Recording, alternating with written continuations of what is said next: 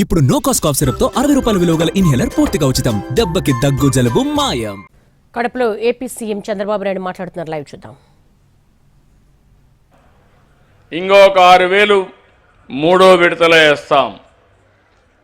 మన రాష్ట్రంలో మీరు చూస్తే ఆర్థిక విధ్వంసం జరిగింది, అభివృద్ధి ఆగిపోయింది, వెసులుబాటు లేని పరిస్థితి ఉంది.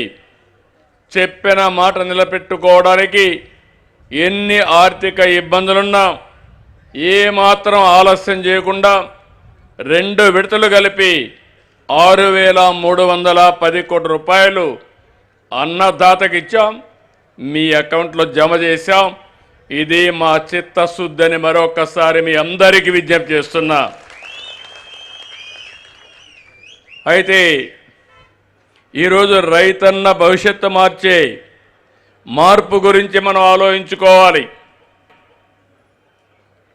మీ అభిప్రాయాలు, ఆలోచనలు, అవసరాలు కూడా మనం చర్చించుకోవాలి, ఆచరణలోకి తీసుకురావాలి.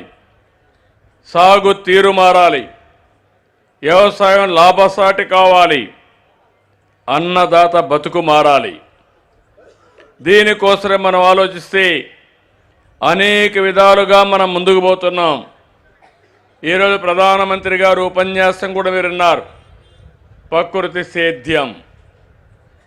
రాబోయే రోజుల్లో ప్రకృతి సేద్యం ఏ దేశం కానీ ఏ రాష్ట్రం కానీ ముందుంటే ఆ రాష్ట్రానిదే భవిష్యత్తు. అప్పుడే రైతు సమస్యలకు పరిష్కార మార్గం. నేను అందుకనే మీ అందరికీ ఒక సూచన చేస్తున్నా. నేను ఎప్పుడు కూడా ఒక సంస్కరణలకు నేను నాంది పలుకుతాను. ఈ రైతులంతా కూడా నేను కూడా ఒక రైతు బిడ్డ. చిన్నప్పుడు మా నాన్న వ్యవసాయం చేస్తూ ఉంటే నేను కూడా పోయి సహకరించిన వాడిని. అక్కడి నుంచి ఒక రైతు బిడ్డ ఇన్ని సంవత్సరాలు రాజకీయాల్లో ఉండడమే కాకుండా సమర్థవంతంగా పాలన అందజేసి సుపరిపాలనకు నాంది పలికామంటే ఇక్కడుండే రైతులంతా కలిసి మీ వ్యవసాయంలో లాభసాటిగా చేయలేమా అంటే చేయగలుగుతామనేది నా అభిప్రాయం అని మరొక్కసారి మీ అందరికీ హామీ ఇస్తున్నా.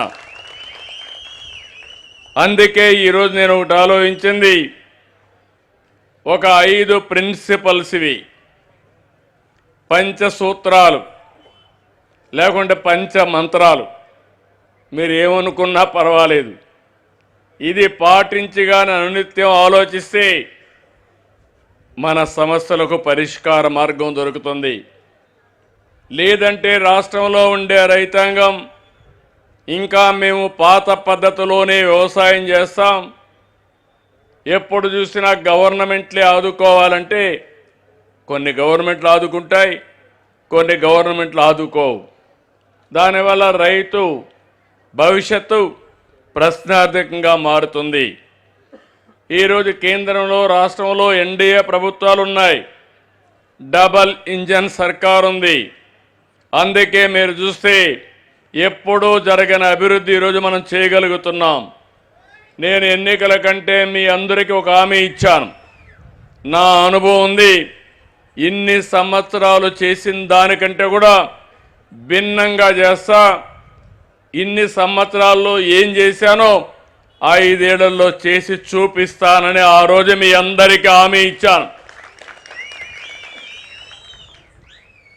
నేను కానీ జనసేన అధినేత పవన్ కళ్యాణ్ గారు కానీ అదే మాదిరిగా బీజేపీ ముగ్గురు పొత్తు పెట్టుకున్నామంటే విధ్వంసమైన ఈ రాష్ట్రాన్ని పునర్నిర్మాణం చేయాలని, అన్ని రాష్ట్రాలతో సమానంగానే కాకుండా అన్ని రాష్ట్రాల కంటే ముందుండాలని ఆ రోజు ఒక మాట చెప్పాం. సంక్షేమం యథావిధిగా కొనసాగిస్తాం, ఇంకా మెరుగైన సంక్షేమం ఇస్తానని మీకు హామీ ఇచ్చాను. అందుకే ఈరోజు సూపర్ 6 సూపర్ హిట్ చేశామని మీ అందరికీ విజ్ఞప్తి చేస్తున్నా. ఇంకొక పక్క అభివృద్ధి చేస్తాం, ఆదాయాన్ని పెంచుతాం. పెంచిన ఆదాయం మళ్ళీ సంక్షేమానికి అభివృద్ధికి ఖర్చు పెడతా అన్నాం. ఈ రెండు సాధ్యం కావాలంటే ఇంకో పక్క సుపరిపాలన. ఈరోజు ఇక్కడ చెట్టు కింద కూర్చున్నారు రైతులు, సెల్ ఫోన్ చేతుల్లో పెట్టుకున్నారు. ఇప్పుడంతా డీబీటీ అకౌంట్ మీ అకౌంట్కి ట్రాన్స్ఫర్ అయింది. ఇప్పుడే మీరు ఎవరికి పంపించాలంటే అక్కడికి పంపించే ట్రాన్స్ఫర్ మీరు చేసే అవకాశం కూడా ఈ చెట్టు కిందనే వచ్చింది. అది సుపరిపాలన అని చెప్పి మరొక్కసారి మీ అందరికీ విజ్ఞప్తి చేస్తున్నా. అందుకే మనం అందరం కూడా ఇంకొక పక్క ఆలోచించాల్సింది, బోలెడన్ని సమస్యలున్నాయి. సమస్యలు ఉన్నాయని మనం అనుకుంటే సమస్యలు మనల్ని మింగేస్తాయి. సమస్యల్ని మనం పరిష్కారం చేయగలుగుతామనే ధైర్యం వస్తే ఆ సమస్య మన పరిష్కారం చేసే శక్తి వస్తుంది. నేను అందుకే ఒక విషయం మీ అందరికీ 5 ప్రిన్సిపల్స్ మీరు చూస్తే, ఒకటి నీటి భద్రత, దాని గురించి నేను చెప్తాను. రెండోది డిమాండ్ ఆధారిత పంటలు, మనుషులు, దాని గురించి కూడా నేను మాట్లాడతాను.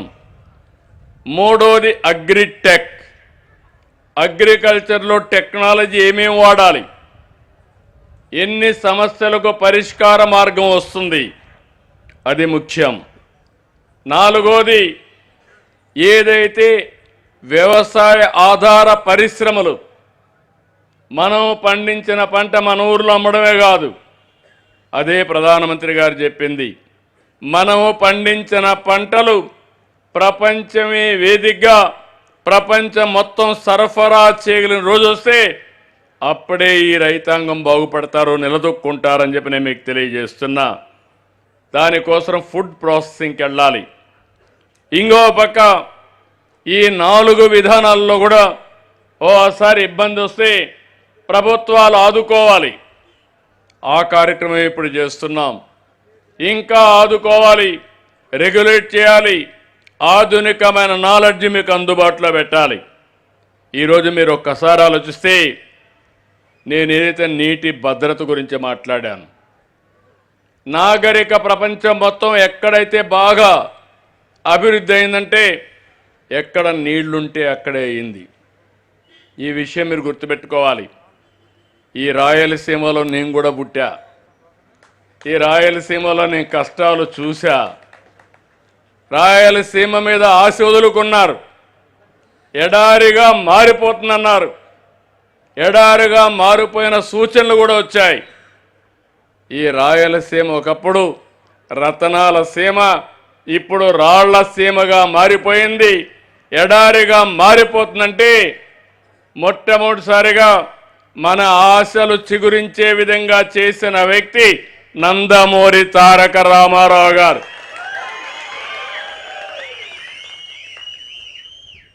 నేను ముఖ్యమంత్రి అయిన తర్వాత కూడా అనంతపూర్లో రాయదుర్గం ఎడారిగా మారిపోతా ఉంటే డబ్బులు ఖర్చు పెట్టి ఎడారిగా మారకుండా ఉండాలంటే ఏం చేయాలో కార్యక్రమాలు చేశాను. అక్కడి నుంచి మన ప్రయాణం కొనసాగింది. దేశంలో ఇప్పుడు కూడా 2 జిల్లాలు తక్కువ వర్షపాతం పడే జిల్లాలు, అది అనంతపురం, జైస్వాల్, ఈ 2 జిల్లాలు ఉన్నాయి. అలాంటి ఉంటే ఈరోజు అంద్రి నీవా తీసుకొచ్చాం, నగిరి గాలేరు తీసుకొచ్చాం, తెలుగు గంగ తీసుకొచ్చాం, కేసీ కెనాల్ని అనుసంధానం చేశాం, హెచ్ఎల్సి అన్నీ తీసుకున్నాం. ఇవన్నీ చేస్తే ఎప్పుడూ రాయలు కట్టినటువంటి రిజర్వాయర్లో నీళ్లు లేక ఎండిపోతే, నిన్నే పుట్టపర్తిలో చూస్తే ఒకప్పుడు హెలికాప్టర్ తిరుగుతా చూసేవాడిని, చెట్టు కనపడేది కాదు, నీళ్లు కనపడేది కాదు. ఈరోజు గర్వంగా చెప్తున్నా, ఎక్కడ చూసినా జల కళ రాయలసీమకు వచ్చిందంటే అది మన దూరదృష్టి. ఆ రోజు చాలామంది మీరు అర్థం చేసుకోవాలి,